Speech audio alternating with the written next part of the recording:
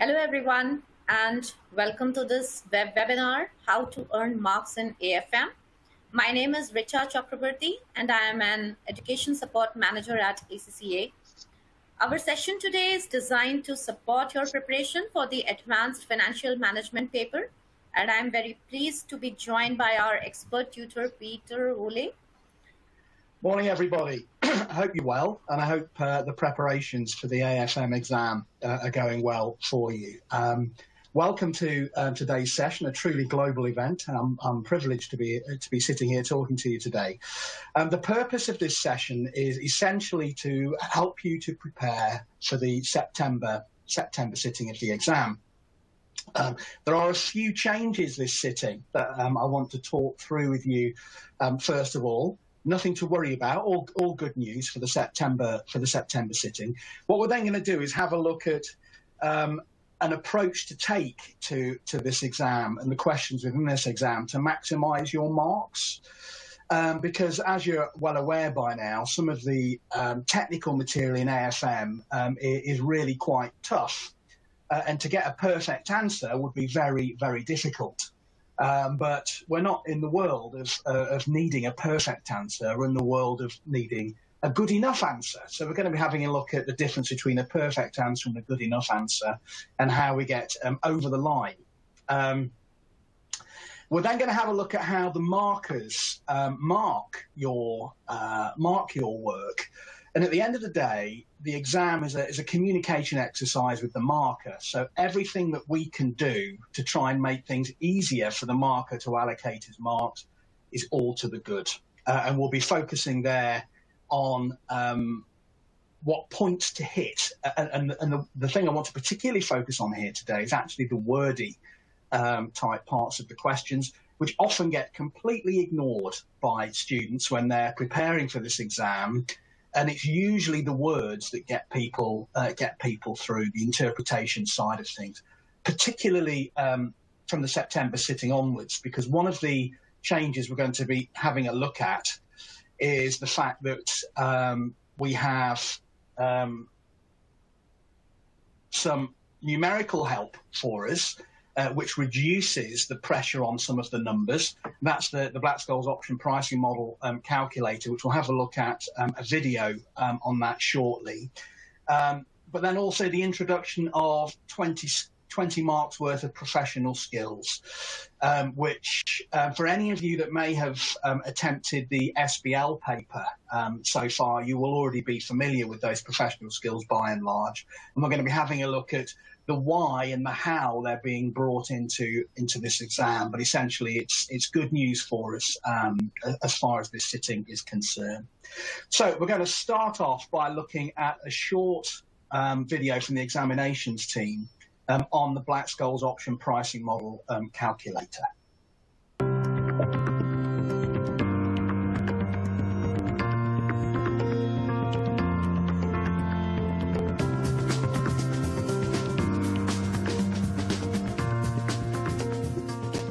This short video explains a change in the Advanced Financial Management exam, which will take effect from September 2022. It will no longer be required for the full calculations from the Black-Scholes option pricing model to be performed manually. Instead, in a question where the calculations are required, an additional answer option called BSOP calculator will be provided. The main reason behind the change is to better reflect a workplace, where you would be unlikely to need to build these calculations entirely from scratch.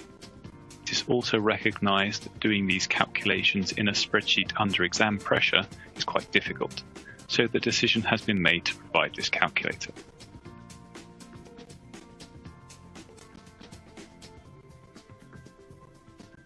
As you can see, most of the spreadsheet is locked, and you are not able to enter any information into the cells. The only cells which are not locked are these cells for the input variables.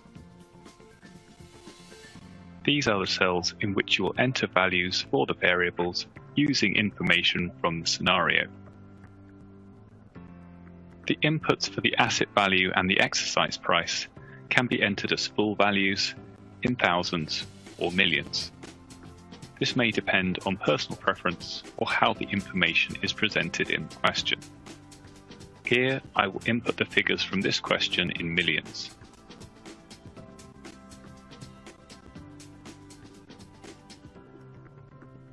The risk-free rate should be entered as a decimal.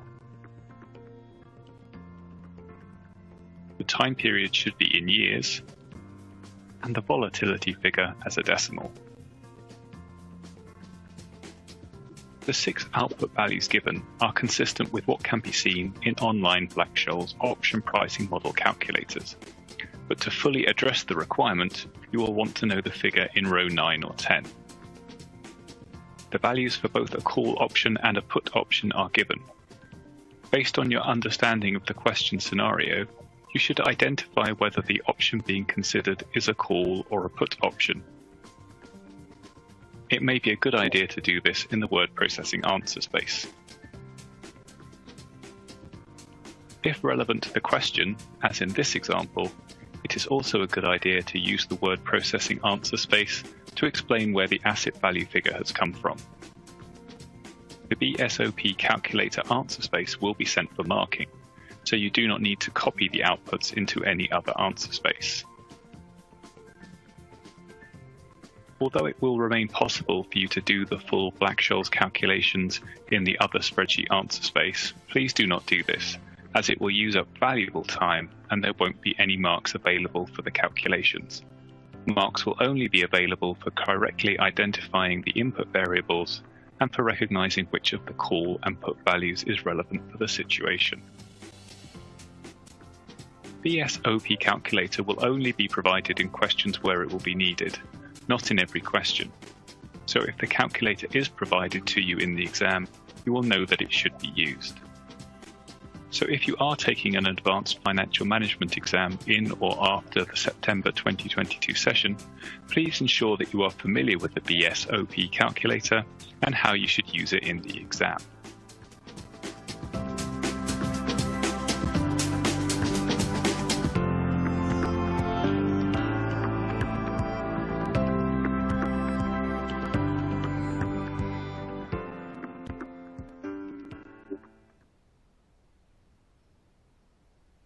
The BSOP calculator is available in the practice platform, but it only appears when there is a BSOP question to answer. Just so it appears as a separate option in there if the question is about the BSOP. Okay, now we're going to have a little look at professional skills. And the fact is, from September 22, 20 marks in total will be given over to professional skills in this exam. Split 10 marks section A and 2 times 5 marks to section B. Now, if you happen to have sat the SBL exam before this sitting, or are maybe working on it at the moment, then you'll be familiar with a lot of the concepts behind professional skills. But for those of you that haven't sat that exam yet, I just wanted to take a couple of minutes just to give you a bit of context on professional skills and why the ACCA have brought them in. At the end of the day, you are nearly qualified accountants. Congratulations, by the way, on that. So you're nearly there. And what we need from our qualified accountants is people who are technically strong, but also people who can function well in the workplace. So it's not just about what you know and what you say, it's about the way you say it, and can you communicate those ideas well in the workplace. So the SBL exam, which was introduced, I think it was September 2018 when that first came in, was a major step towards testing your ability to function as a professional accountant. So the SBL exam is essentially a work-based simulation. So this really just naturally extends the idea of testing your ability to operate as a professional in the workplace to the options. So the options papers, it's not just about can you answer the question set in an exam room, it's about can you be practical as well. can you advise a client? And that's the big difference at this level of the ACCA, is that the mindset to have for the exam is that you are a consultant advising somebody, as opposed to somebody sitting in an exam. And the idea behind bringing in these professional skills, Mark, is to give you credit for when you demonstrate your abilities to advise in that sense. So the professional skills marks, there are 10 of them in section A, 5 marks for each of section B.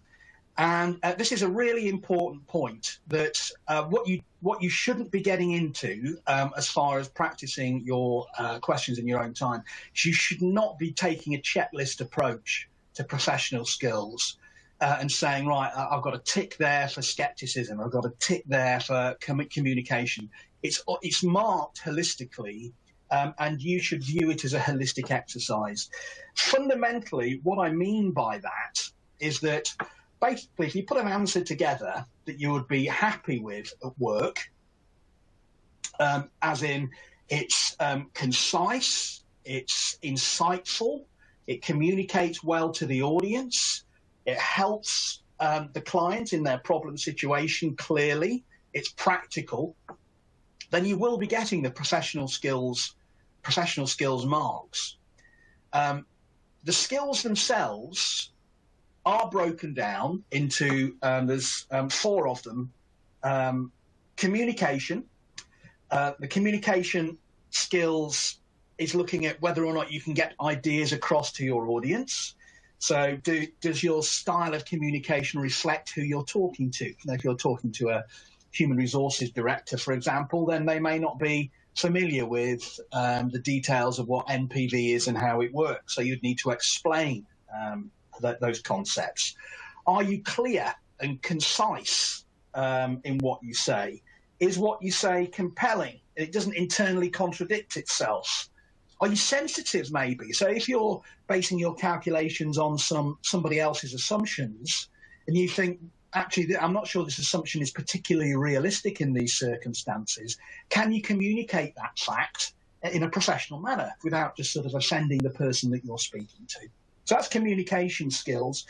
Analysis and evaluation skills. This is a very important professional skill, particularly for the options, because analysis and evaluation is about breaking down a problem into its root causes, its underlying causes. That's what analysis means, breaking it down, looking underneath and seeing what's there. And a lot of the numbers that you do in AFM are naturally analysing, breaking down. The evaluation part of that is then what you do with that breakdown. It's, well, what's this telling me? Evaluation implies an opinion.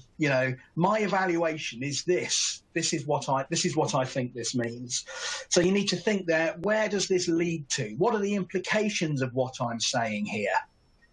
And add a bit of value and insight in your point. We then have skepticism, and this is one that's very easy to skip over when you're answering a question in the normal sort of exam style.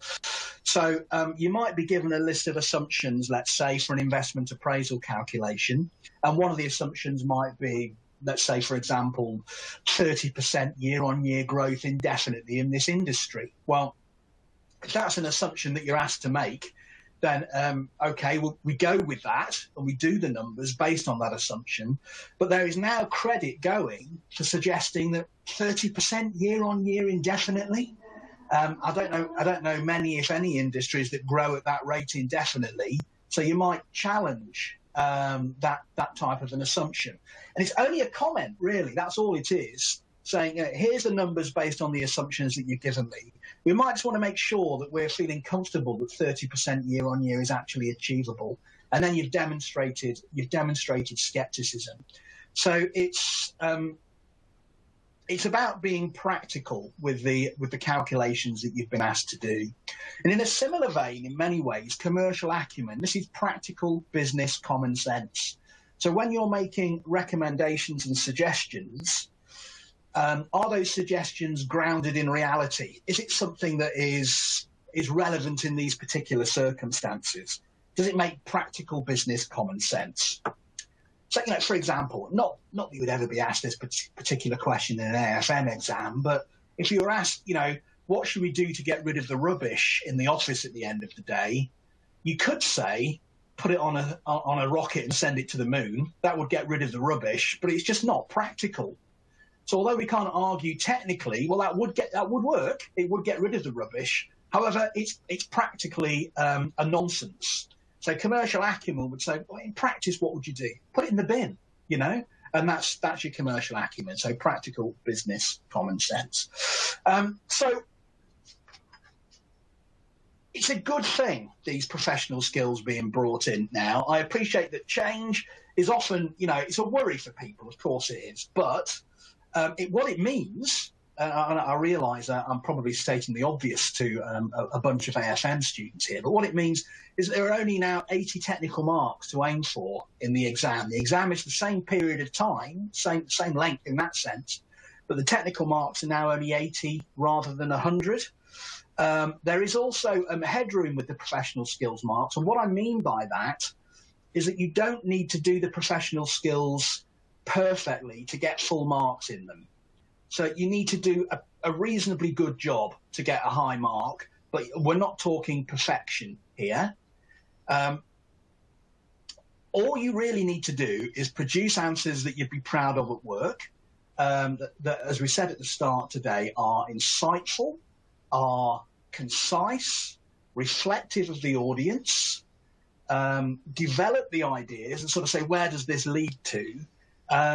And challenge as well. So the one that you really have to watch the two that you really have to watch is skepticism and commercial acumen, because there's not necessarily any prompt in the question to tell you to bring those in. So what it really means is, once you've done your technical work, going back to things like the assumptions and the suggestions made, and think, are they practical? Are they realistic? And maybe just challenging those a little bit in your answer. But take that overall holistic approach. They do open the door to the technical marks. What we mean by this is that it's not okay to say, well, if it's only 20% of the exam, professional skills, I can sort of ignore those and try and pass just out of the 80 technical marks. That, unfortunately, is unlikely to work because, for example, one of the professional skills is communication. And if you communicate badly, then the marker is struggling to be able to award you any technical marks because they don't know what you're saying. They don't know what you're trying to do. So the professional skills is really it's a way of presenting your answer that maximizes the technical marks as well. What this isn't about, to be clear on this, is about grammar and spelling. When we're talking about professionalism here, we fully appreciate that for many of you, English will not be your first language. But that doesn't mean that you are not professional. And this is a real world example. My doctor, English is not his first language at all, and he does occasionally struggle with English grammar and phraseology, but he is one of the most professional people that I know in terms of appreciating my circumstances, giving me advice that's relevant to my particular circumstances and explaining it in a way that I'm likely to understand, is flexible and responsive to what I say, and so on. That's what professionalism is. It's not about grammar and spelling. Now, that said, again, like a lot of these things, there is a bit of a limit to that. If the grammar and spelling is so bad that the marker just doesn't know what you're even trying to say, then we've got problems. But all I'm saying here is don't worry excessively about grammar and spelling. It's not what professional skills is all about. Essentially, with professional skills, it's easy to obsess about them because it's something new. But don't. Just get into the mindset of thinking, I'm a consultant, I'm here to advise in this question, and make sure that you challenge appropriately assumptions that are presented to you, or an approach perhaps that's presented to you, and you'll be absolutely fine. It's not so much what you say, it's putting a little bit more thought into the way in which you say it, and think, I'm presenting this in a professional context now. So how am I going to present this idea in a way that comes across as professional? So imagine you're presenting your answer in a work context. Okay, so that's a little bit on professional skills. Now, preparation for the exam. The best way to prepare for any exam at this level in the qualification is to focus on question practice. What you can't do is, or shouldn't do, is spend an excessive amount of time sitting with your file just trying to learn theory, because the exams at this level are very practical. It's all about application. And that will actually, if you sit and try and learn your file and do nothing else, that's pushing you right down a route of just trying to put yourself in a position where you try to regurgitate your notes, and you will not pass with that approach. So, of course, you need your file next to you when you're revising, but the approach to take is to have a go at questions. And when you struggle with answering a question, that is when you dip into your notes to say, oh, I can't quite remember how to do this. Let me look this up. And not only is that much more efficient in that you're only looking at the things that you don't know, it also is far more likely to stick because you had an active reason for going to look in your reason for looking in your file there.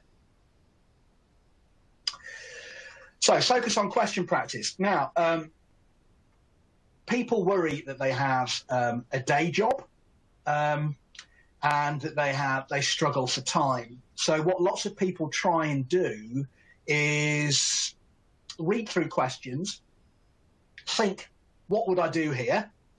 And then have a look at the model answer. Or possibly even read through the model answer first and then have a go themselves. And that's a very poor use of time. Unfortunately, although it takes a long time, you need to dedicate time to doing questions in full to time in the practice platform. And as much as that in a nutshell is the approach that you need to take between now and the exam, as much question practice as you can do in full to time in the practice platform.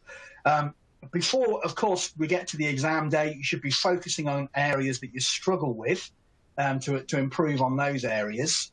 And it's very, very common for students sitting this paper for them to completely ignore the narrative discussion type questions.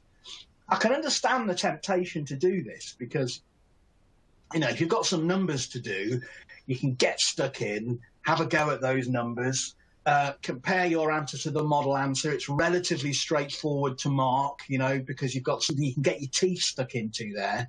And then people come on to those part Bs that are sort of, interpret or recommend, those types of questions, discuss, and they think, oh, well, yeah, okay, I'll make something up on the day for that. That's fine. But the fact is, the numbers are like a mountain that's so high, you have to accept that you're probably not likely to get completely to the top. You're not likely to conquer the numbers perfectly. So with the numbers, it's more of a case of what is good enough. And the thing to help us with that is marking guides. We'll come back to that in a minute. But then to make sure in your studies you're giving equal weighting, mark for mark, to the narrative discussion part. Because in my experience, it's usually actually, provided you understand the subject, probably quicker to earn marks with the words than it is with the numbers. When you're practicing questions in your own time as well, it's very easy to focus on the bits of the question you've got wrong. You would do that, wouldn't you? So this bit I didn't get right, let me focus in on this bit. But just remember, essentially, you need to get half the question right. So what we don't want to do is obsess with the part of the question that you don't need to get right in order to pass. It's about understanding the basics and doing them well. Of course, having a go at the other stuff, but not letting those numbers drag you down. people see the hard numbers as kind of it's a rabbit hole, really. You sort of get sucked into it, and you can spend hours and hours aiming for just 1 or 2 marks, trying to get full marks on some numbers. And that is what's the biggest problem for students sitting this paper. So give words an equal weighting in your focus, and wherever you can, try and seek feedback, particularly on your narrative answers. It depends on your personal circumstances as to where that feedback can come from. Ideally, it could come from a tutor, but it can come from fellow students as well. This works really, really well in actual fact. If you have a friend or an acquaintance, or maybe someone that you've met through the Education Hub, for example, at the ACCA, you can arrange with them to swap answers. And that helps you twice, because you get some feedback on your answers and you get to see someone else's approach. Because in the real world, and this exam is trying to replicate the real world in this sense, if you ask 10 different professionals their opinion on something, they'll probably give you 10 different answers, right? It's not that 9 of them are wrong and 1 is right. They're probably all perfectly good, perfectly correct, different opinions, but well justified, well explained, logical, and so on. So if you compare your answer to the model answer, I can pretty much guarantee, particularly when it comes to the words, that your answer will be very different to the model answer. So it's difficult to get feedback then on your particular answer and say, well, is my answer okay? That's why it's helpful to A, have someone else look at it, and B, for you to see someone else's answer, just to see the variety and the options that there are out there. So seek feedback. Something I would highly recommend is diarising each day between now and the exam. And I'm not necessarily saying that means you have to fill up each and every day with loads and loads of rock-hard questions. Of course, you need to pace yourself. So you might diarise an afternoon off or a day off. But I would get a piece of paper with every single day on there between now and the exam, and write on there what you're going to do that day. Lots of people study using time as a guide. So they'll say, right, I'm now going to do 2 hours worth of AFM. The problem is if you set yourself time limits like that, there's no incentive in there to be particularly efficient. I was terrible at this. I used to say, right, 2 hours of AFM, right, I better get the kettle on, better tidy my desk up. I'll have a long, slow read through the model answer a few times and so on. And then, oh, there's my 2 hours done. I'm finished now.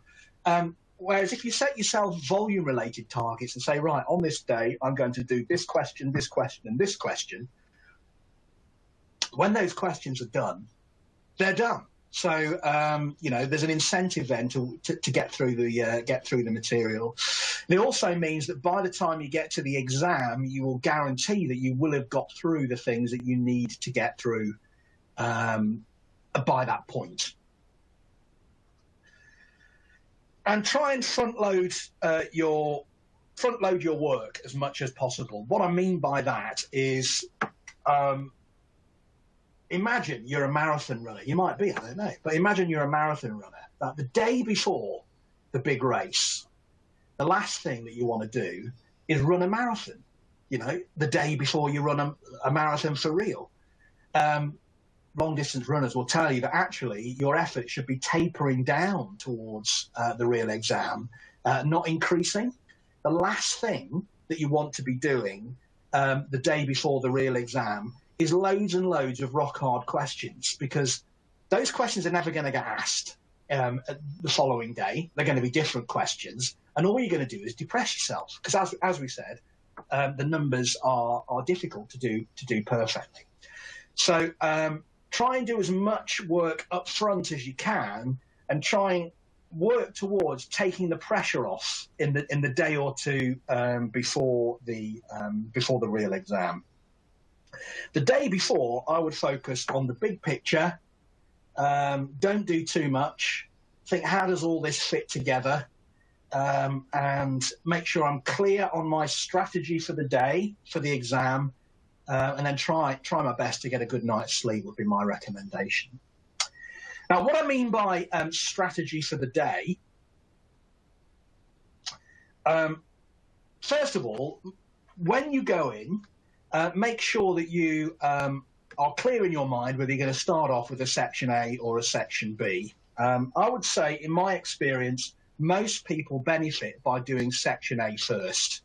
Now, I appreciate section A is a big 50-mark question, which is off-putting to some people, but you are at your freshest at the start of the exam, so your brain is best able to sort of contain all the facts and figures that are thrown at you in section A best at the start of the exam. Couple of things. First of all, section A is going to be broken down, so it's not as if it's one 50-mark question. There's going to be several sub-requirements in there anyway. And secondly, to be perfectly blunt, you're going to have a go at it anyway, so you might as well have a go at it while you're at your freshest. If you do happen to suffer more than most with exam nerves, then there is an argument for saying you can have a go at a section B question just to settle in, to get you sort of your feet under the table, so to speak, and to try and get those nerves worked out through a section B question. But I would say that's the exception rather than the norm. Most people benefit from having a go at section A first. Time is always going to be a problem for you because the numbers take time. And can we just accept, I know this is kind of a bit of a generalization, but let's just accept that we are not going to be able to do the numbers perfectly. So it's a case of working out which numbers you need to do to say that you've done enough. You need to view the clock as an absolute jailer, if you like. So for section A, give yourself 95 minutes. That is your limit. And when 95 minutes has come, you move on to section B. And I would then break down each requirement in the same way. It's just short of 2 minutes a mark that you have available to you. Just stop writing when you get to the end of the time allocation and move on.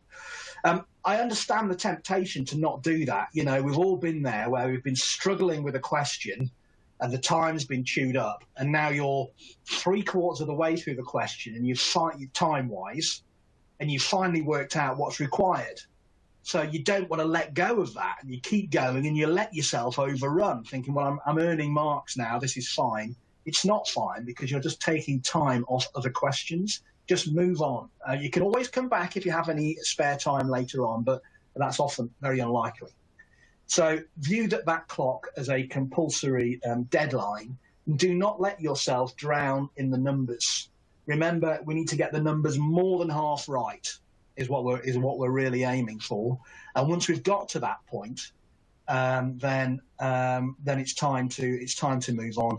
We'll have a look at an exercise shortly on this, but it's staggering. If you work through the mark allocation for some of the questions, and you start off with the easy marks first on that marking grid, and you gradually work your way up to the harder marks. You draw the line when you get to a pass mark and see what was required to get a pass. And you will amaze yourself that actually the stuff that you're preoccupying yourself with is naturally in the heart of the question. You don't actually even need to get right, if that makes sense.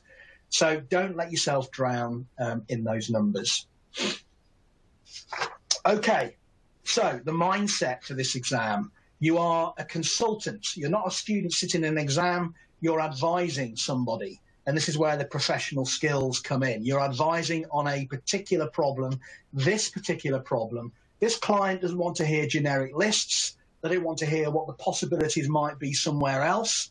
If I'm a small supermarket, I don't want to hear about Eurobond issues on the international money markets or anything like that, because it's just not practical. Advise in this particular situation. And it's all about applying, not regurgitating.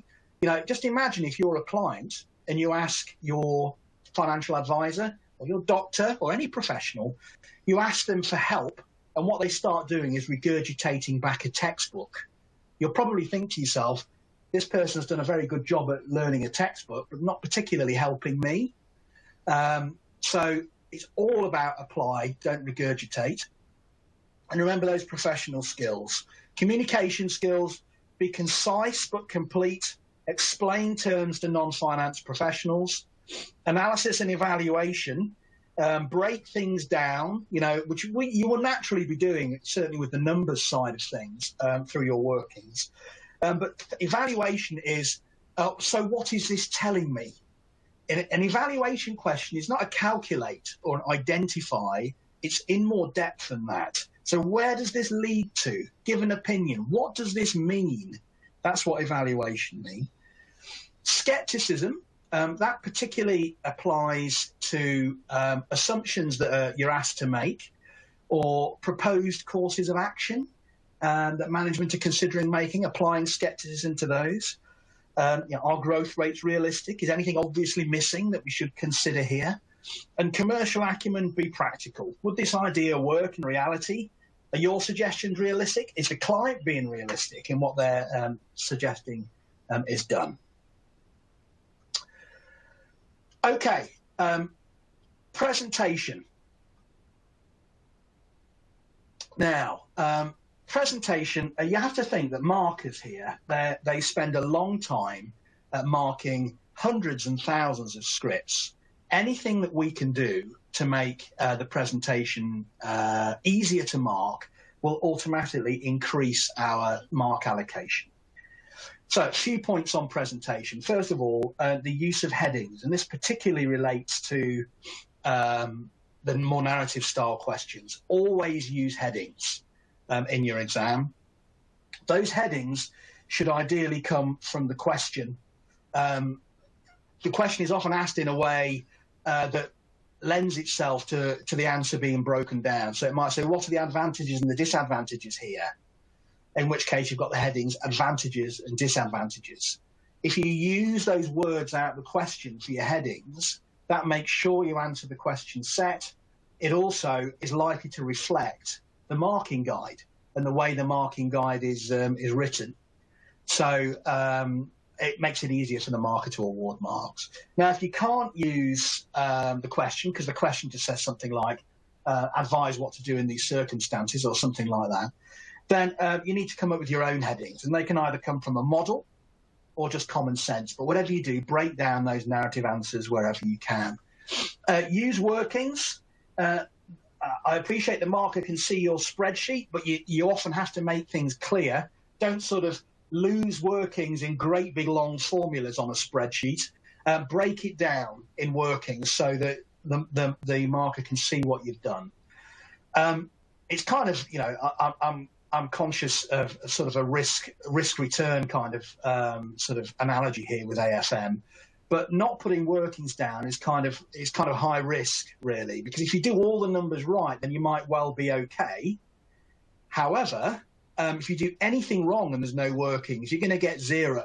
Where if you put the workings in there, the chances are you've only made one small slip somewhere, so you'll get most of the marks.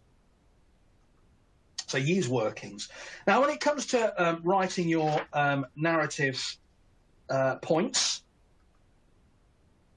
point first, I would say 1 point per paragraph. Make it in bold at the start of the paragraph. So it'll be something like insufficient funding or insufficient time, or something like that would be the point you're trying to make, and make it at the start of the paragraph in bold, a short, punchy phrase. Then explain what you mean in this context, relate it to this particular set of circumstances, and then try and do it succinctly. And what I'm not saying here, by the way, is write it in note form. What you need to do is write it in full sentences, but think, how can I get this idea across concisely? In a small number of words. That's not really just to save you time. It actually improves the quality of your answer. Now, if if you're sitting opposite a solicitor who you've asked advice from, and they go on for hours on end, you just get lost in it and you lose interest. If they can give you that advice succinctly, then it's actually better quality advice. So, just as an example, let's have a look at how we might improve the presentation of a point. So this might be the point that you want to write. This is in your own head. Something else an organisation in this situation should consider is, well, first of all, that first line doesn't add anything. It's what people do while they're revving themselves up to write a point. And all it does is put a barrier in between you and the marker. The marker can't see the point you're making by those generic phrases, so don't write them. So with reference to the cash flow forecast in X8, it can be seen that there's a shortfall predicted for March. Now, that's okay. However, what we're doing there is throwing something back at the marker that they've given to us in the first place. So the marker's thinking to themselves, well, I gave you the cash flow forecast, so I know there's a shortfall predicted for March. What's your point? And then we're finally getting to the point right at the end of this paragraph. The investment plan includes a requirement for significant investment in March. Well, I know that as well because I told you. So they can't afford it. Right, okay. So the very last few words there is getting to the point that you're making. And that often happens because people talk their way towards a point while they're typing. What you need to do is have that paragraph that's on the screen now as your thought process. And as you start typing, what you need to say to yourself is, what is the point here? And the point is feasibility. The current funding is inadequate. So the bit that we wrote at the end in the first place, where most people would write it, I'm putting that front and center right at the start of that paragraph. And that is already attracting a tick from the marker because that's the kind of comment that's going to be on their marking guide. So point first, the current funding is inadequate. Explanation and relate. Finance needs to be found for the $14 million, required $14 million investment in March X8, given the forecast shortfall at that time. Now, so that's the point, but we are advising a client here, so we are going to add some insight, add some value on top of that. So the logical thing here is, if we're short of funding, if we're going to go ahead, we need funding. So let's comment on that. Given the current high levels of gearing and existing covenants, equity finance should be considered initially. So there's some advice there, there's some value add. If equity can't be arranged, the project may have to be delayed until finances allow. So those last couple of lines there are going beyond the initial point. And that is at the heart of professional skills. Giving that little bit extra that's going to make the marker go, okay, yeah, good point, good suggestion. You know, and that's going to get you your full marks. So the question approach for wordy style questions is first of all to skim read the information provided. So the scenario, just have a quick flick through that on the screen. I'm not asking you to read it at this point. Just say, what's this about? What am I being given here? And then you read the questions, the requirements in detail, and you're trying to spot themes. Quite often part A leads into part B, leads into part C. So what basically is this question about? And sometimes you have to be a little bit careful with boundaries between questions.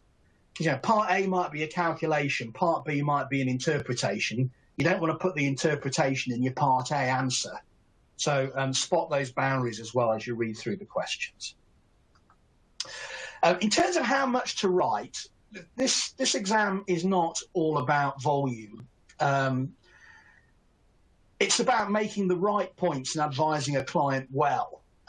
But you need an idea for volume. You don't want to write 50 points for a 5-mark allocation, for example. So to give you a guide for volume, what I tend to do is halve the mark allocation and add some back on.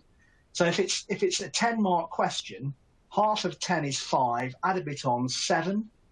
So aim to make round about 7 points if possible. And that means we're not aiming for perfection, but we're aiming to get a good solid mark. So that'll give you a feel for volume anyway, but it's more art than science working out how much to write. Then on the screen, as we mentioned, put headings, get those headings ideally from the question. If the question doesn't lend itself to that, use a model or some common sense. Then jot down your ideas on screen, one after the other. They will end up being the points that you make. That's, insufficient funding, lack of time, those kinds of things. And then think, what order should I put these points in? Now, Sometimes you may have experienced this in an exam where you come up with a suggestion, come up with an idea, and you think, this idea's, genius. I deserve the Nobel Prize for finance, if there was one, for coming up with this point. No one else in the world would have thought of this.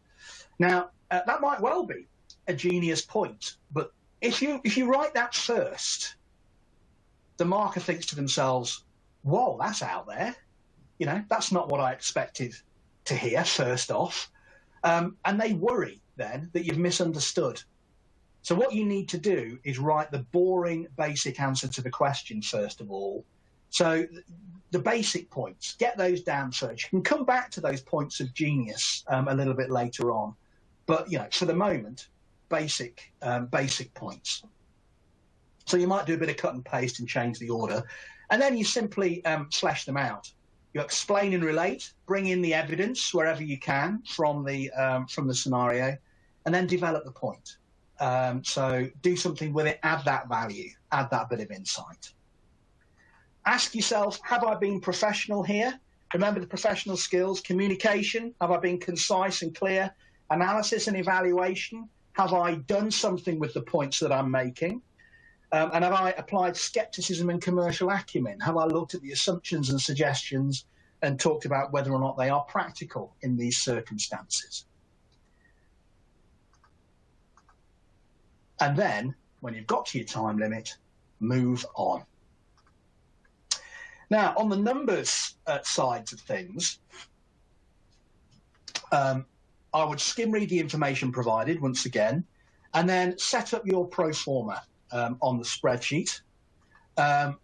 Do workings for all key numbers that need several sort of layers, several parts to the calculation, because then you can be awarded marks for some of the workings, even though the final number coming out of those workings may be incorrect.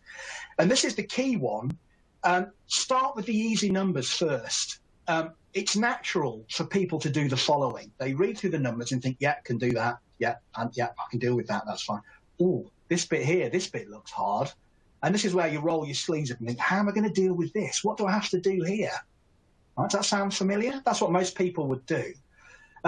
The problem is with that is that you're effectively mentally dismissing the easy marks and setting yourself up with the challenge of trying to get the most difficult marks on the question.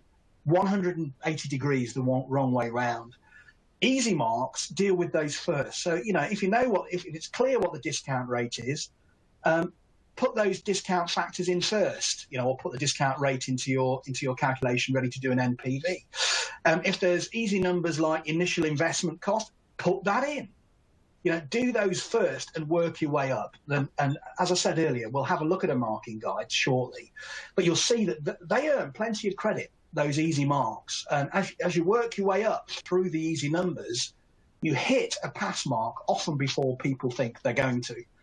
So easy numbers first, work your way up to those harder numbers. If you can't do some numbers or you're running out of time, make a reasonable simplifying assumption and just move on.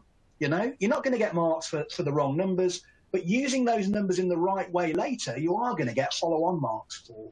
So make a simplifying assumption, put a number in there, and move on. And just make sure that you stick to the time that's been allocated for that particular part of the question. So perhaps using the attendee chat facility, what are your main concerns as far as this exam's concerned? What worries you most about this exam? Give me your thoughts in the attendee chat box.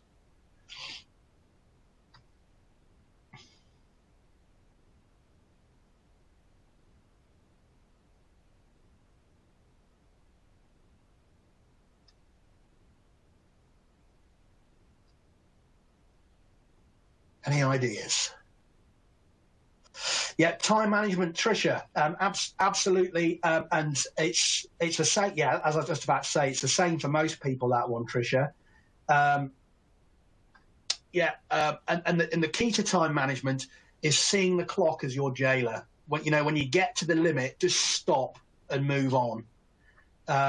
Because the way you tend to earn marks in a question, particularly the narrative questions, is it's rare that you get zero.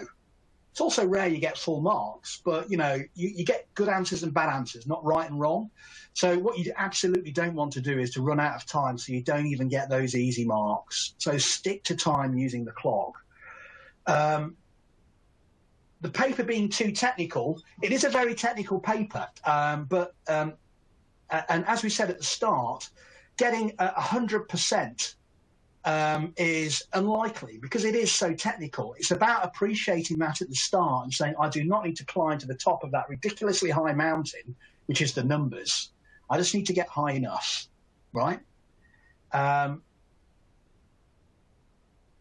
Professional skills, a few people are mentioning there as well because it's the first time that these have been brought in. If you can, if you haven't done the SBL paper yourself, try speaking to someone who has, and you'll see that actually it's not that big a deal. It's a case of putting an answer together that you'd be proud of at work. It's a mindset thing. And provided you're doing that through question practice, it will naturally flow in the exam. I'm not just saying this, I'm a full-time tutor. It's a good thing for students, the professional skills, because what it essentially means is that you've got 80 technical marks to aim for, not 100, and you just need to be practical. So you get marks for saying, I'm not sure that's a reasonable assumption. I'm not sure that's the best approach. So you get marks for pointing those things out. Going blank in the exam, again, that's a tricky one. Question practice helps with that, but once again, it's about saying, look, this isn't impossible. All I need to do is do the basics well. And if there's bits that you think, I haven't got a clue what to do with that, fine. Move on. Can you apply the same technique for SBL? Yes, you can.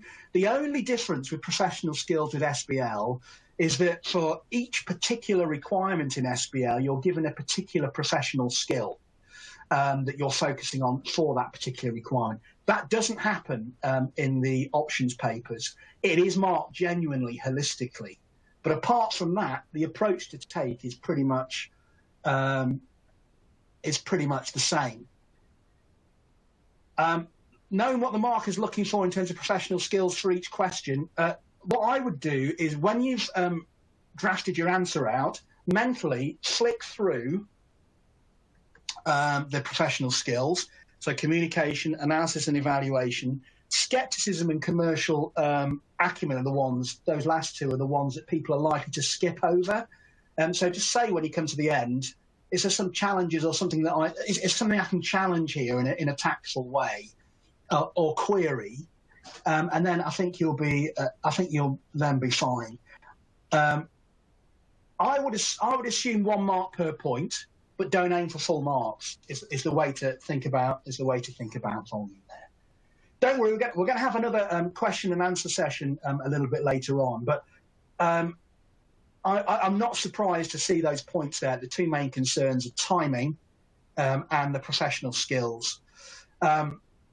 Studying SBL and AFM together, which is some people have said that they're doing, it is a challenge, but there's a lot of crossover as far as the professional skills. But as I say, we'll come back to other questions later on. If you miss the technical marks for a question, you won't be awarded the professional mark. But for example, if you just hand in a blank sheet of paper, you haven't been professional because you haven't answered the question asked. So if your technical marks are not there, your professional skills will struggle because how can you say you've been professional when you haven't answered the question?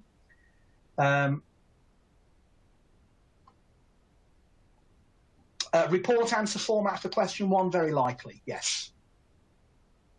But so we'll come back to questions and answers in a bit more detail later on. So what we're going to do now is work through an example of a question and an approach to take. And we're going to go through this, first of all, in terms of what you would actually do to get sort of close to full marks in this. But then we're going to say, well, we don't particularly need full marks. We're interested in a pass mark. So we're going to have a look at what we need to do to get a pass mark in the technical and in the professional skills as well.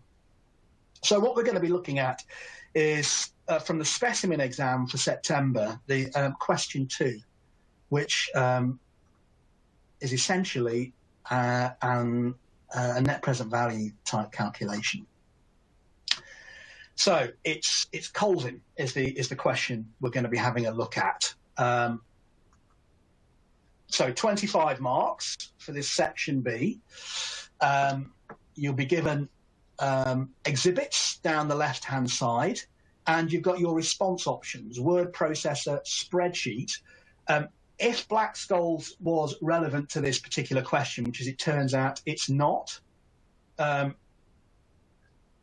it will appear as a response option in there.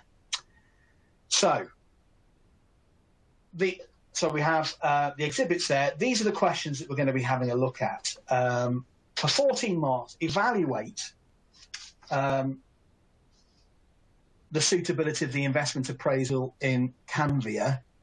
And you'll notice here the word is evaluate. It's not identify or calculate.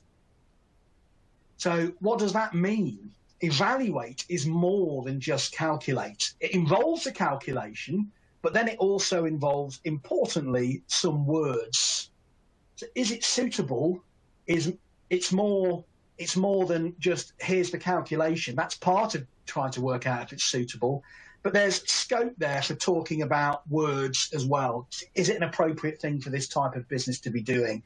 And that's the thing that's opening up the door to professional skills for you. If it just said calculate, then it would just be the numbers. But evaluate, you've got to do something with them. So evaluate the suitability of the investment proposal in Canvia, including the impact of the country risk. The country risk premium on the net present value of the project. So we need to do some additional numbers here. Impact suggests saying what difference does it make? So we need to do some numbers on that.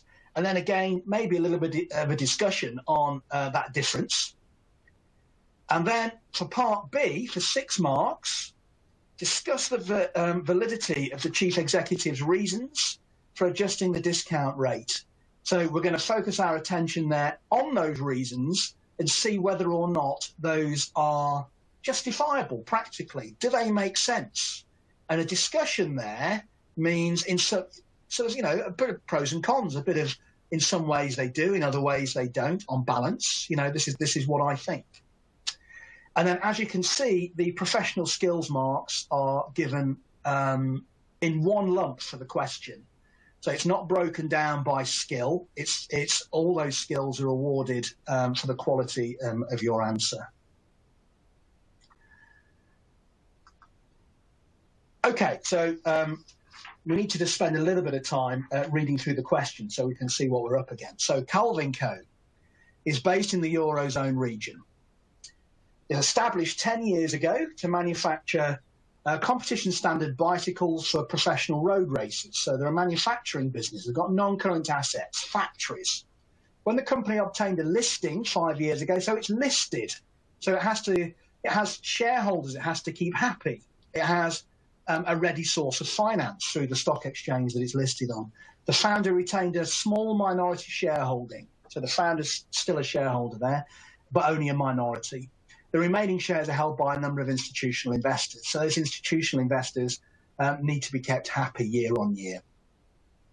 The board recently decided to expand the range of models and to look for new growth opportunities abroad. So I'm thinking here, invest to grow. Whilst manufacturing is currently restricted to the Eurozone, so we're a local business in that sense at the moment, the board has identified Canvia as a key growth market and is considering a potential investment project to manufacture and sell a new model there. So we're looking to expand overseas. So I spy overseas NPV on the horizon. This would involve establishing a subsidiary in Canvia. So the currency in Canvia is the Canvian lira, and the current exchange rate is 9.91 liras per euro. So as we'd expect with a foreign investment appraisal, we've got a starting point there for exchange rates. The annual rate of inflation in Canvia is expected to remain at 10% throughout the 4-year duration of the project. So the finance director estimates the project's sales volumes, inflation adjusted, pre-tax contribution and fixed costs as follows. So these numbers here have already been adjusted for that 10% inflation. So I'm thinking out loud as I go through this. That inflation there is going to affect the exchange rate. The cash flows don't need to be adjusted in that table because they've already been adjusted. The project will require an immediate investment of 75 million in land and buildings and 700 million in plant and machinery. So there's our initial investment, totaling up 775 there for T0. Tax allowable depreciation is available on plant and machinery on a straight line basis at an annual rate of 25% on cost. So it's only for plant and machinery, so it's only on that 700 million. So 25% of that's 175 million tax allowable depreciation. So we'll save tax based on the fact that we can claim 175 million deduction each year. Colvin Coat's finance director believes the plant and machinery will have a zero residual value at the end of the 4 years. The land and buildings, though, will be disposed of at the end of the project, and their tax-exempt value is expected to increase at an annual rate of 30%. So that land and buildings figure, that's 75 million, that will grow in value according to this assumption, which we can challenge. You know, this assumption is 30% per annum for each of the 4 years. So, 7.5 times 1.3 to the power 4, that means that land and buildings is going to be worth over 200 million at the end. I'm already seeing a skepticism mark there for saying, does that seem realistic? 30% per annum growth in the value of land and buildings seems ambitious. So that's already something we can mention there. That's the kind of thing that you wouldn't have thought to query before. It's just a given. So we're going to put it in the numbers. We are going to put it in the numbers, but we're also going to query it. The project will also require an immediate investment in working capital of 25 million. The annual incremental working capital requirements are expected to be as follows. So we can see investment each year in working capital, increasing working capital, and we'll release back in full at the end. So the total investment there, if we add across, is about 33 million, 33.3 million, I think it is. So it will come back to us at the end of the project. And Colvin Co has a policy of extracting remittable cash flows as dividends at the earliest possible opportunity. So as soon as we can get money out of Canvia, we will be doing. Okay, all components for the new bicycle will be produced or purchased in Canvia, except for a gearing system component, which will be manufactured by Colvin in the Eurozone. So there's an element of manufacturing that's going to be done domestically as far as Colvin's concerned. The cost of acquiring this component from the Eurozone is already included in the pre-tax contribution estimates. So the numbers at the top of the page for the overseas venture already include this. It's based on a transfer price of 10 euros. So the cost to the factory over in Canvia is already included in the numbers. The finance director estimates a manufacturing cost of $2 per component. So it's going to cost them $2 to make this item in the Eurozone, but they then sell to Canvia for $10. So there's a transfer, there's an in and an out, if you like, in there. But the transfer price and manufacturing costs are expected to increase in line with Eurozone inflation of 4% in the first 2 years and 2% in years 3 and 4. That 4 and that 2%, that not only helps us work out what's happening to the price and the cost of those components, it also helps us to forecast exchange rates, because we've got inflation in Canvia 10% every year for 4 years, and we've now got inflation in the Eurozone. So using purchasing power parity, we can forecast the exchange rate for the 4 years of the project. Corporation tax in Canvia is payable annually, 25%. Companies are allowed to carry losses forward to be offset against future trading profits. So if we have losses in the early years, we can carry forward that loss to reduce future tax taxable profits. Colvin Co pays corporation tax in its home country at 20%, so that's lower than in Canvia.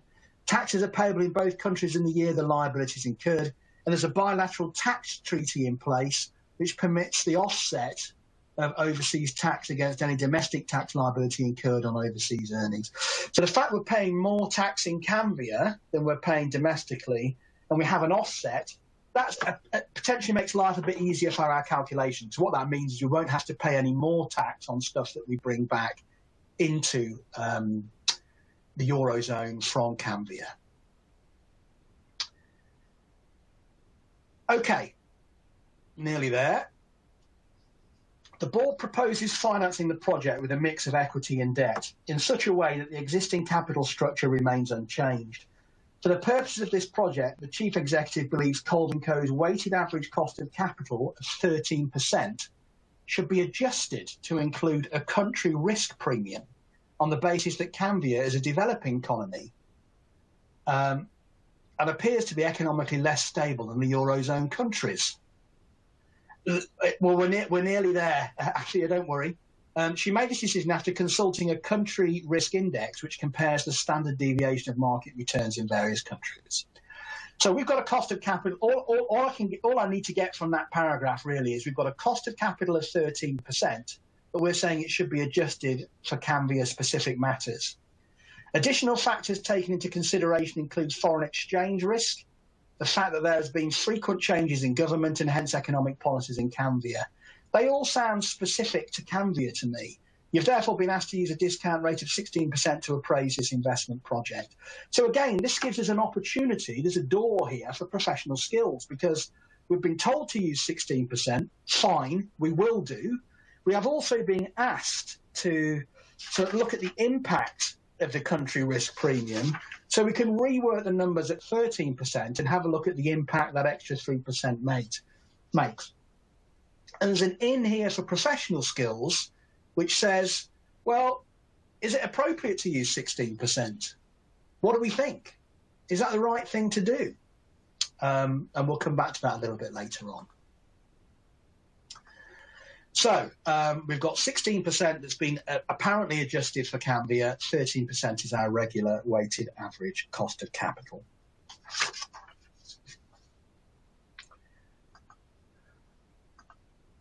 Okay, so let's have a look then at Part A. That's this evaluation of the suitability of the investment proposal in Canvia. So we're going to start off by doing an NPV calculation, assuming a discount rate of 16%. But then we're going to add some words to it, as we'll see. And then we'll also rework that calculation using 13% to have a look at the impact the country risk premium has. So the Part A approach, spreadsheet. Set up the pro forma, time across the top, T0 to T4, it's a 4-year project. Leave lots of space for cash flows on the spreadsheet. Put a row in there somewhere down the page for forecast exchange rates, because we know we're going to have to convert from Canvian lira into euros at some point. We know the discount rate that we're going to be using to start with is 16%, so put those numbers in now. And then you can put in the formulas for domestic cash flow times 16% is present value. Total present value is the sum of the NPV. You can put those in as formulas, or you could also use the NPV formula, of course. But get it all set up as kind of a table that's really nicely laid out, spread out. What we're going to do is start off with the easy numbers, first of all. These are the ones that people tend to mentally tick off, right, and say, yeah, well, I can do those. I don't need to think about those yet because I know I can do them. I'm going to get stuck into the hard numbers. Wrong. Easy numbers first. So you've got the discount factors, or you could use the NPV function. I'd be sticking in the initial investment and the scrap proceeds. There's a little bit of work to do on the scrap proceeds, but it's just 30% per year growth in the value of land and buildings, so they can go in first. Fixed costs, we can just dump those straight in, out the question. Contribution in Canvia, again, we can just dump those straight in, out the question. Working capital, we've been given the numbers on those in the question, so we can put those in. Getting a little bit more complicated, we need to work out the tax allowable depreciation, but at least it's straight line here, so that's hopefully not going to be too tricky. Then we're getting on to the harder stuff. This is the stuff that people would tend to focus on first. Corporation tax when you're carrying forward losses, you know, that might cause a bit of confusion for people. And the fact that we make some contribution in the Eurozone, we need to pay tax on that. That again is a potential complication. But if we put those towards the bottom of the list, then they will be in the half of the question that we hopefully don't need to get right. In terms of whether you use the NPV function or the traditional route, it really doesn't matter. You can use either, whichever one you've practiced in your own time. And then we need to make sure that this is an evaluation. So we need to interpret the results. Even if it wasn't an evaluation, you should always at least conclude on what the number's telling you. But we're going to go into a bit more detail about what the numbers are telling us here. Then, when we've done all that, we're then going to rework at 16%, which on the spreadsheet will just be a case of copying the whole table and then changing the 16% to 13%. And commenting on the result, the impact that has on the NPV. So, easy numbers first.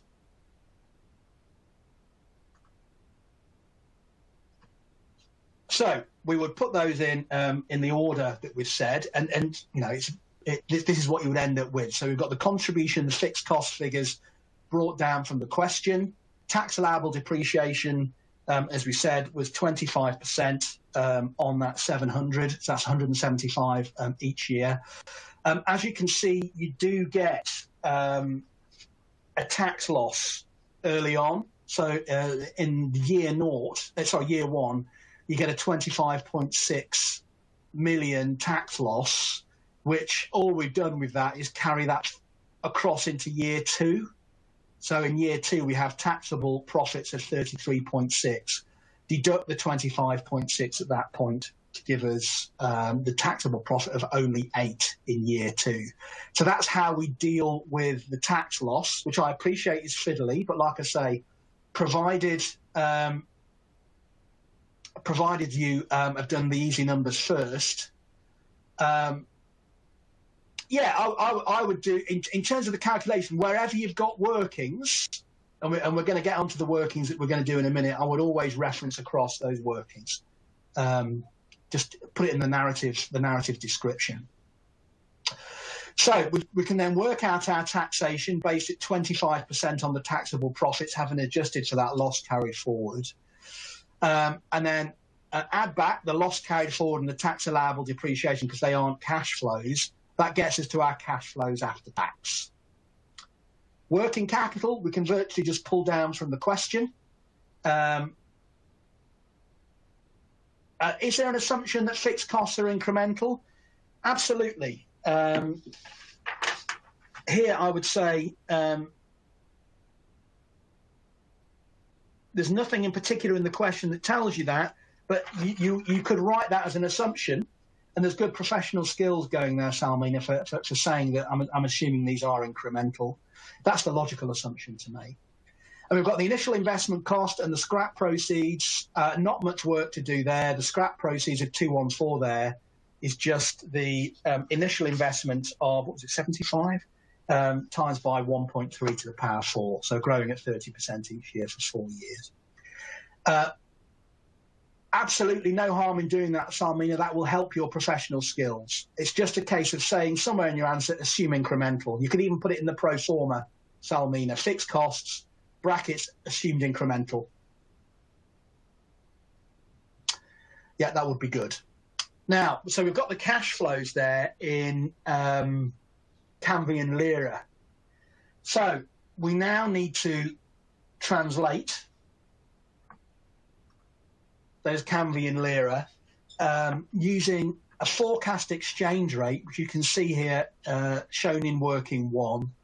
And working one uses purchasing power parity. Working one is sort of towards the bottom of the page here.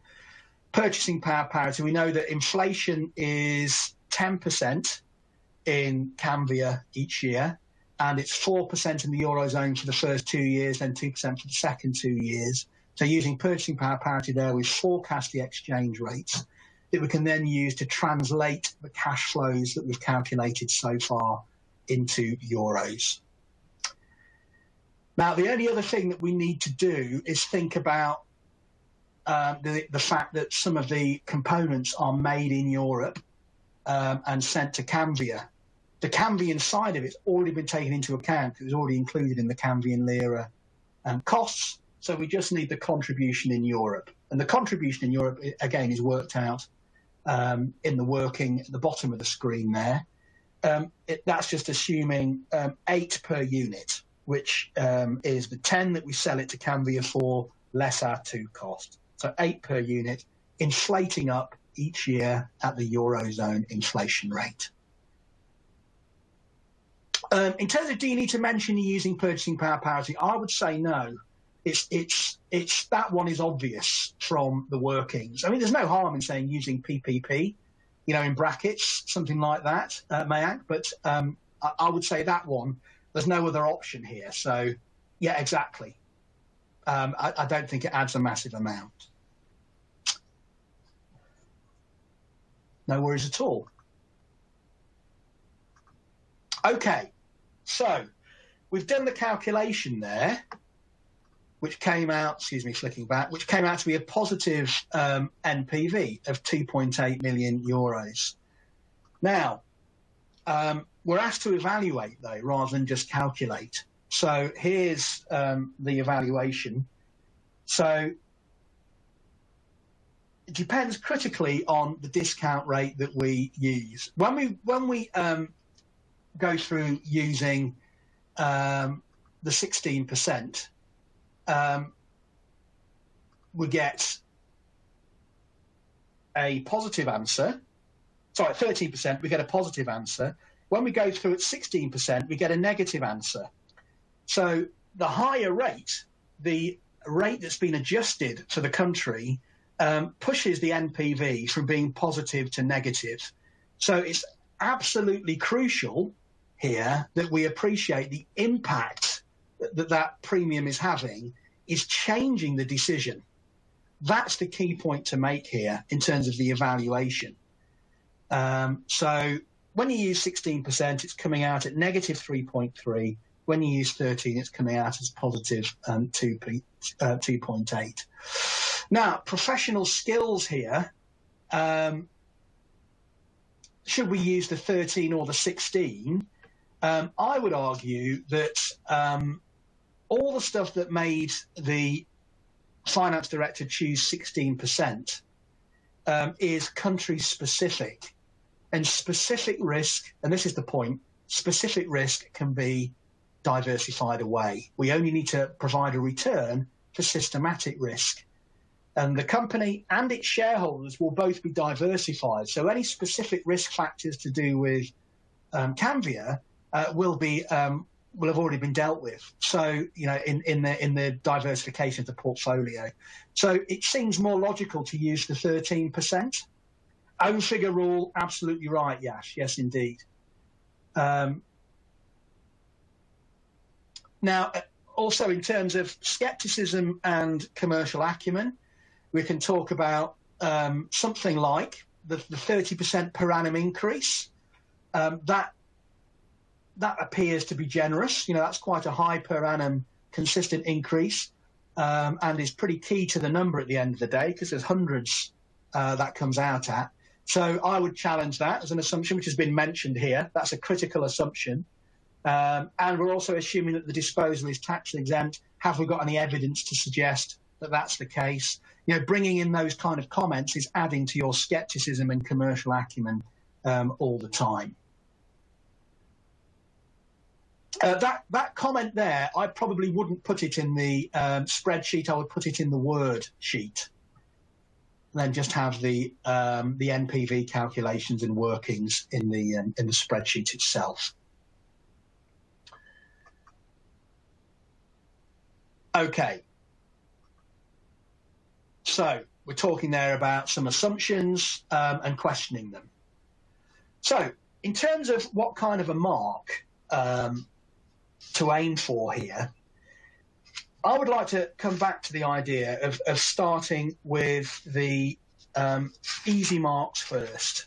So working up from, we had that list earlier on of what are the easy marks, whether to use 13 or 16%. What you would do, Ashia, is that you would do both, because the question asks you to use 16%, but also asks you to look at the impact of that country risk premium. So I would do it at 16 and 13, but I would say you should use 13 on the basis that country-specific risks are diversified away. Is that okay, Ashia? So I'll be using 13 there. So if we have a look at the marking guide and how this builds up, you can see that suppose you messed up the tax losses figure, carrying that forward. Suppose you forgot about the contribution in Europe and the tax on that contribution. If you did everything else right, you get 9 out of 14. So by doing the easier numbers first, you very quickly get to quite a respectable mark. On the professional skills side of things, the marks for sort of A and B, because remember the whole, absolutely right, Tareem, I would calculate both and then comment on which you would use. Because we're asked to use 16%, but we're also asked to comment on the impact of that country risk premium, which takes the whack up from 13 to 16 is. So I would do it at 16, do it at 13, and then comment. So the professional skills are awarded for the question as a whole. So it doesn't just come in for part A, it also comes in for part B. So analysis and evaluation, appropriate use of the data to determine suitable calculations. Whatever you come out with, if you discuss that value, you get, yes, absolutely right. Yeah, it's the own figure rule. So basing your advice and your professional skills on the technical answer you come up with, you'll be awarded the professional marks there. So appropriate use of the data to determine the calculations, which is what we've done when we put the table together there. Drawing appropriate conclusions. So what's this telling us? That in the first instance is as simple as saying a positive NPV means you should go ahead and negative one means you shouldn't. But then that comment on which is the most appropriate. Absolutely right, Pavani. Focus on question practice and dip back into your notes.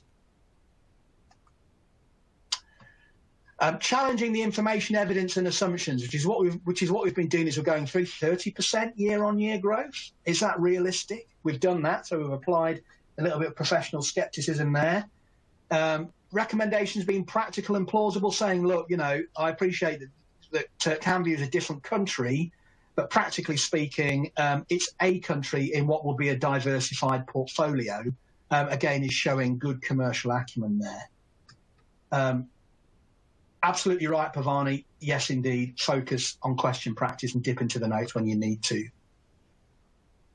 Use of examples and or calculations. We've talked about the fact that that assumption turns the calculation from positive to negative, and talked about whether or not we think that's a reasonable assumption to make about the country-specific risks. So I want you to have a look at this and let me know what kind of a mark you would award to this. If we think about what's good and what's not so good, and we'll talk through that together first. Now, I'd love to hear from you what you think this is worth. So, what's good about this is a suggested answer. We've got, first of all, a nice clear layout. Yep, time across the top, cash flows down the side. We have got a comment added based on the positive NPV the project should be undertaken, but we are missing the opportunity there to apply commercial acumen and scepticism by talking about some of the assumptions there. We've attempted the Eurozone contribution and associated tax figures in there. It's not right, but it's partially right. The tax allowable depreciation is almost right. It's just year 4 that's gone a little bit wrong there. The final year should be 175. However, we have only used 16% here, rather than also looking at the impact of going from 13 to 16. So this also needs to have been reworked using 16%. We've inflated the contribution figures here, and they've already been inflated. So that's going to count against you. There are a few small errors, and the evaluation is actually very scant. There's just that one comment on positive, therefore accept. Tarim, I'll just pick up on this point now you've mentioned it. No, I'd be assuming that it could all be tested. Full stop, really. We don't want a question spot. You know, it just doesn't work, unfortunately. So there's some good in there. There's an error with the disposal value of the land as well. So it's not perfect, but I'd like to hear from you what mark you would give that out of a maximum of 14. Yes, it's don't worry about doing it, you know, too precisely, but give me an estimate for what you would give that, given what we've talked about as far as the answer's concerned. And let me know in the chat. I'll let you know in a minute. What kind of mark would you give that? Bashinindan's saying 8, maybe 9. What else do we think? Joshua, 7, 8, about 7, 8, 4 or 5, Alan. So we think we're in fail territory there. So there's lots of you saying around the 7 to 8 mark. A couple of yes. So let's say that the room average is round about 7 or 8, maybe a little bit over 8. 8 because it's well laid out. So giving it 9. Comments in the end, like a proper evaluation, would be better. Yeah, so if they did have more comments and I at the bottom, then yeah, it would push the mark up. Absolutely. Well, let's have a look at how that would be marked then.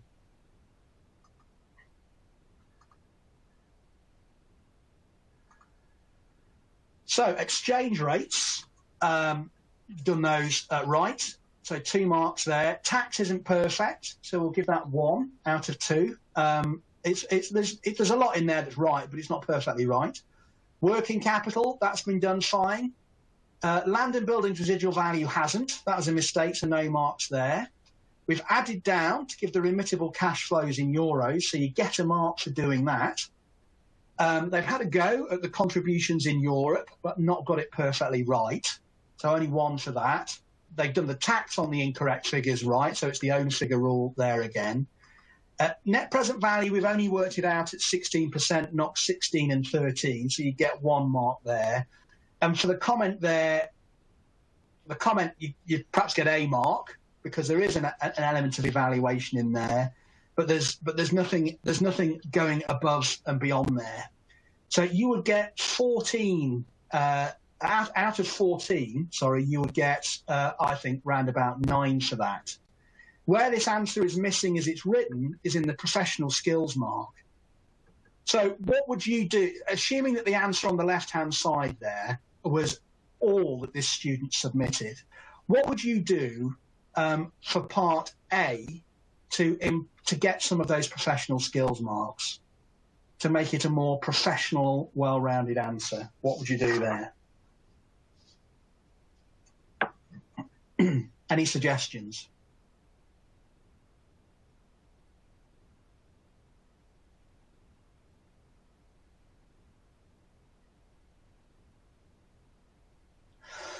How could you improve this answer as far as professional skills are concerned?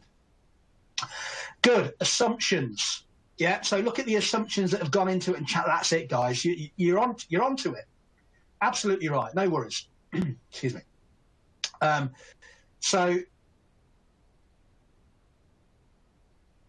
pick up some of the assumptions that have been made in there and challenge them, like the 30% per annum growth. Yeah, exactly right. What we haven't done here is actually answer the whole question, because we were asked to talk about the impact of that country risk premium, and we haven't done. So yeah, imagine your client saying, can you just let me know what the impact of that country risk premium is? And you've basically just ignored them, unfortunately. So yeah, actually making sure we've answered the question set will help with the analysis and evaluation. So there we can easily get an extra two or three marks just by calculating at 13% rather than 16, commenting on it, and then talking about some of the assumptions. Good. Okay, how are you feeling, guys, about the professional skills marks in particular at the moment?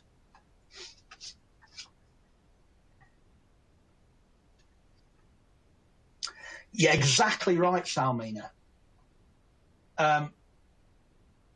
You have to bear in mind that the ACCA are just about to give you their brand, in essence. Well, you've already got their brand, but give you their brand as a qualified accountant. So it's more than just being able to do the numbers. It's about being to intelligently interpret them and present them. Yeah, I would reference the spreadsheet on the word processor would be the way to do it, Isaac, and the commentary I would put in the word processor.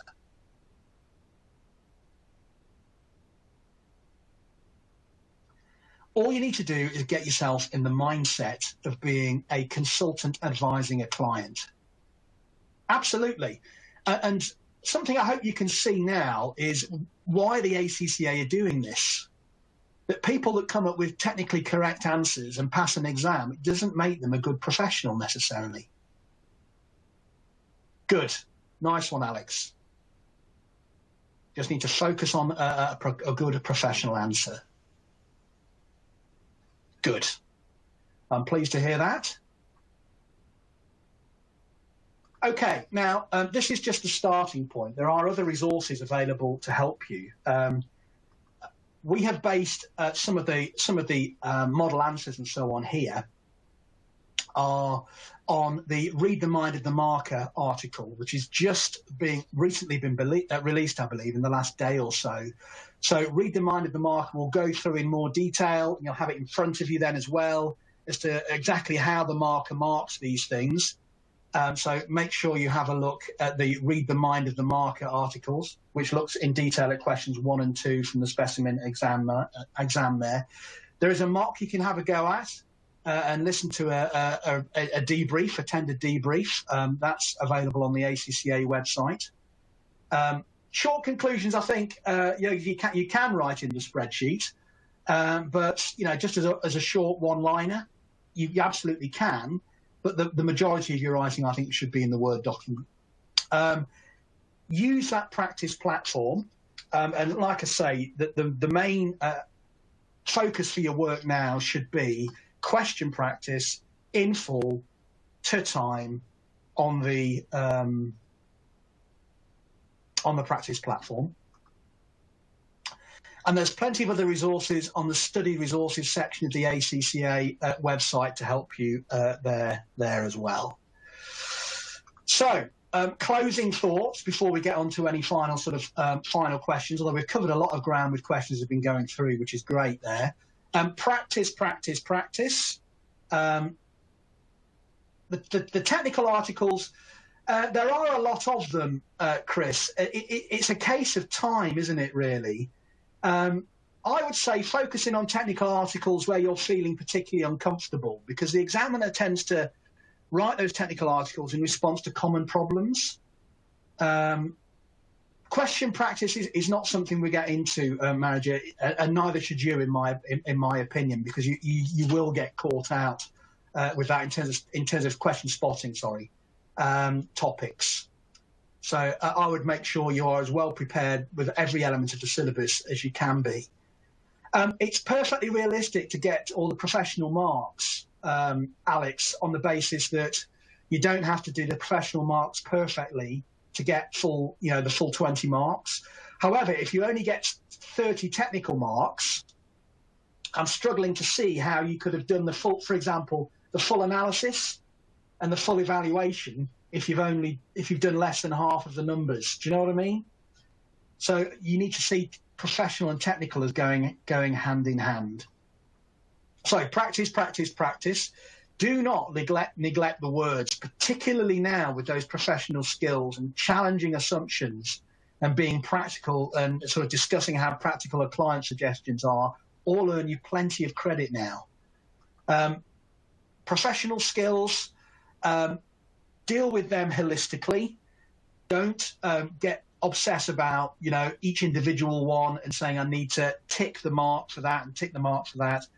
Well-rounded professional answers that are challenging, insightful is what you need to be focusing your attention on. As someone said earlier, really just like SBL, same kind of an idea there.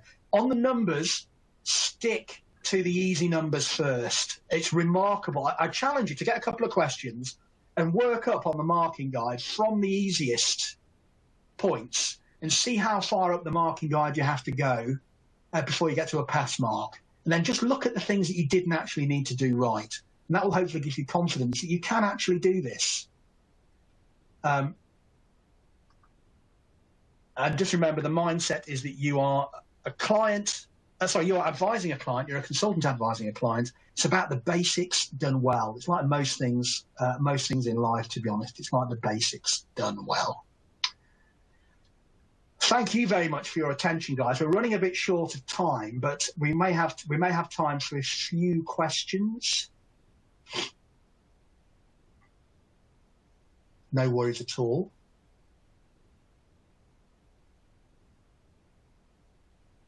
If the assumptions are basically unrealistic, Rashmi, that you make, then you will struggle to get the commercial acumen marks. So yes, in essence, if the assumptions are wrong and they're unreasonable, then you may lose some of the marks. Tips for resit and tips from June. All I would say for both of those is as much question practice as you can lay your hands on. In terms of any particular topics, no, they are all up for grabs. And the questions are designed so that question spotting doesn't work. So my tip to you is to focus on the stuff you can't do before the exam. In the exam, focus on the stuff you can. Yes, if you're producing a report, you do need to put the headings in there, to, from, subject, date, brief introduction, but you only need to be brief and a sign off as well. If I can be of any further assistance, please let me know.